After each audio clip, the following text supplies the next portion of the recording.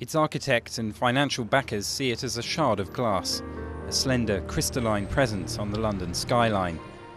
Designed by Renzo Piano, the London Bridge Tower will soar more than 300 metres into the air on the banks of the River Thames. The building, nicknamed the Shard, will become London's and Western Europe's tallest building. But some worry that glass and steel behemoths like this aren't in keeping with the character of London's ancient streets.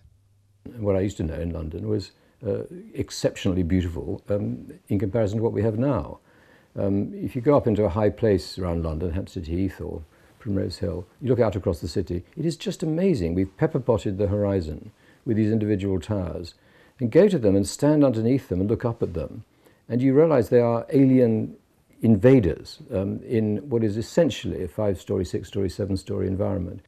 Though London's urban fabric is still largely defined by Georgian and Victorian terraces and centuries-old churches, in the 1960s and 70s tall buildings began to sprout throughout the city.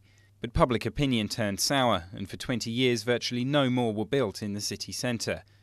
In recent years, though, a number of towers have been built, with several others in the pipeline, often with outlandish nicknames such as the Gherkin or the Cheese Grater. When the public fall in love with something, they generally want to give it a nickname. Traditionally, people have been very reticent about modern architecture in England. We are now going to have a walkie-talkie and a can of ham and a helter-skelter, or as the developers prefer, pinnacle. It's all an indication of the public's interest in modern architecture. There's been particular controversy surrounding the view from Hampstead Heath, one of London's favourite scenic spots. Seen from there, the Shard rises directly behind St Paul's Cathedral, an emblem of the city and itself once London's tallest building. Despite opposition from heritage groups, after a public inquiry, the building was given the go-ahead. I think it's good. It means that we always have a dynamic skyline to look at. It represents growth and investment within the capital.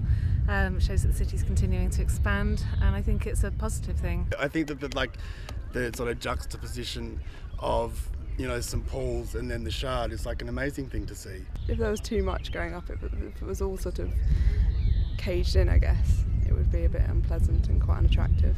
As the Shard continues its ascent, other towers are dreamed up, and its position at the city's summit may be relatively short-lived. And while opinion will remain divided over its impact on the city, most in 21st century London would agree that change is the only certainty.